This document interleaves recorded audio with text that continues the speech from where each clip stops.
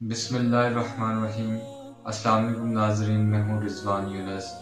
حضرت امام غزالی رحمۃ اللہ علیہ فرماتے ہیں کہ ایک عابد کو معلوم ہوا کہ بعض لوگ فلاں درخت کی عبادت کر رہے ہیں، تو وہ گھر سے اس درخت کو کاٹنے کے ارادے سے نکلے تو شیطان بشکل انسان سامنے آیا اور کہنے لگا، تم اس درخت کو کاٹ لو گے تو لوگ کسی اور درخت کی عبادت شروع کر دیں گے، لہذا تم اپنی عبادت میں مصروف رہو، تمہیں کیا ضرورت ہے اس درخت کو کاٹنے کی۔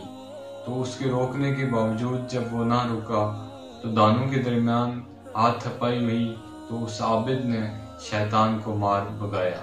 شیطان نے مکاری کا جال پھینکا اور کہنے لگا، تم اپنی عبادت میں لگے رہو، میں روز 2 اشرافیاں تمہارے سہرانے کے نیچے رکھ دیا کروں گا، تم غریب و نادار آدمی ہو، تمہیں اس سے کیا ہے؟ اگر یہ اللہ کو منظور ہوتا تو کسی رسول کو بھیجتا تو وہ اس درخت کو کاٹ لیتا، لہذا تمہیں کیا ضرورت ہے؟ عابد کو اس نے اپنے جھانسے میں پھنسا لیا اور عابد واپس چلا آیا۔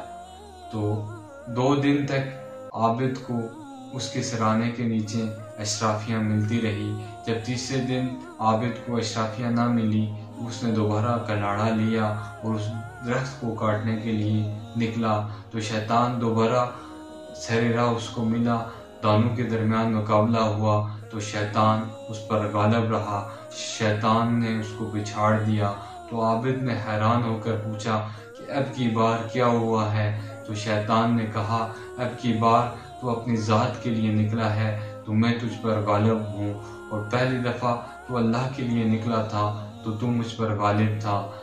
بات کرنے کا مقصد یہ ہے، جو ہمارے اعمال ہوتے ہیں اس کی کامیابی اور ناکامی کا انحصار بھی ہماری نیت پر ہوتا ہے۔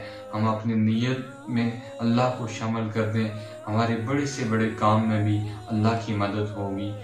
اگر میری یہ ویڈیو آپ کو اچھی لگی ہے، میری ویڈیو کو لائک اور میرے چینل کو سبسکرائب ضرور کیجیے گا تاکہ میں آپ کے لیے مزید ویڈیو بنا سکوں۔ اللہ نگہباں۔